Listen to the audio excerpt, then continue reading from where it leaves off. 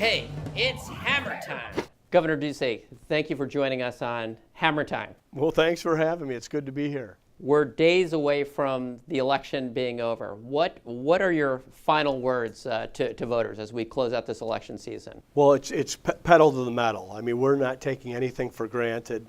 The country's divided. In many ways, the state is divided. So we've tried to separate from some of that rhetoric and talk about our action-oriented, achievement-focused agenda that we have in the governor's office. You know, Glenn, I can't believe 4 years have passed since the first time I ran for governor. It seems like the time's just blown by. I don't know that Angela Ducey would say the same thing, but if you think about where we were 4 years ago with a broken budget, an education system that was mired in lawsuits, an economy that was flat, to where we are today with a booming economy, one of the fastest growing states in the country, the lawsuits are behind us, and not only is our budget balanced, but we've got a record level in our general fund. So there's a lot of opportunity for the state of Arizona, but first things first, I've got to get over the finish line on November 6th. With those additional revenues, you've put a lot of effort into our education system. And if you could talk a little bit about your bold plan that was supported across the state very aggressively to put 20% more pay into teachers' pockets over a 3-year period. We've got some great teachers in the state of Arizona, and we were able, because our economy was growing and we did have these dollars in our general fund, we're able to appropriate a 20% pay increase for Arizona teachers by school year 2020. These teachers work hard. They're the biggest difference makers in addition to the parents inside our state. So I'm happy that we were able to do it. They certainly earned this raise. They deserve this raise. And now that our economy is growing, people are relocating here, and Arizona kids are improving faster in math and reading than any other kids in the nation. Our teachers deserve our gratitude, our respect, and our applause. Another area that you've put a lot of effort into very successfully is our relationship with Mexico. Yes. We did have some challenges, and now when you talk to diplomats in Mexico and in the United States, they will say that we have the best binational relationship. Could you maybe talk a little bit about your work in that area? Well, I think Arizona's relationship with Mexico has never been better. Sonora is our sister state. So to go down there and introduce myself as the new governor of Arizona and say I'm looking forward to the future and how embracing they were, and really then the political winds that we had to navigate over the next few years, but we never missed an Arizona-Mexico summit.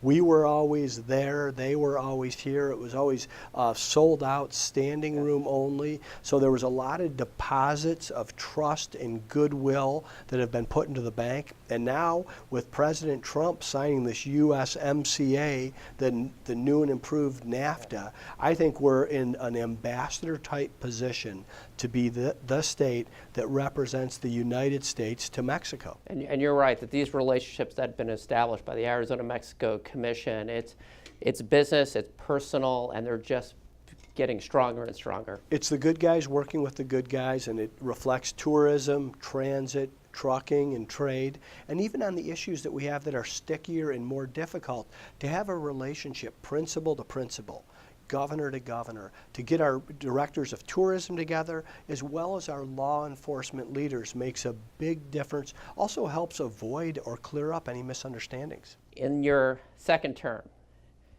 what are your thoughts about how best to keep the economic momentum going in the state? Well, right now that momentum is in a position where we can really pour the gas on. Arizona's doing things differently than other states. We've rejected bad ideas like doubling our income tax, like increasing unnecessary regulations. And those are all things that go to make the environment in which to do business better.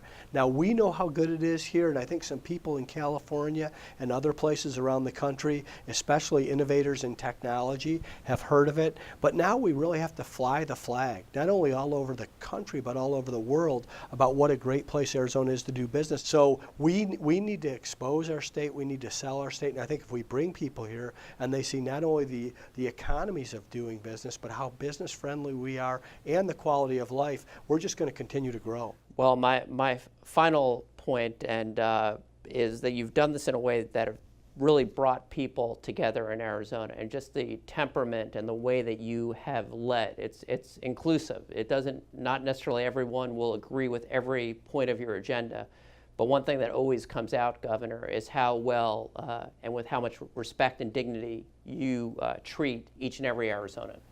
Well, thanks, Glenn. I'd like to think I treat every person like that, whether they're an Arizonan or from another state, and certainly on our international trips. I think as the chief executive and the leader, that's going to be my role, and that's going to be my style. I wouldn't know how to do it any differently, but I appreciate that. I think it's important.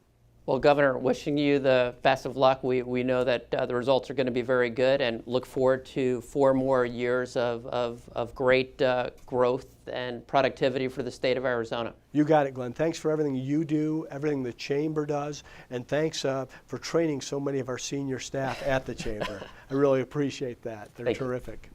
Thank you, Governor. Thank you.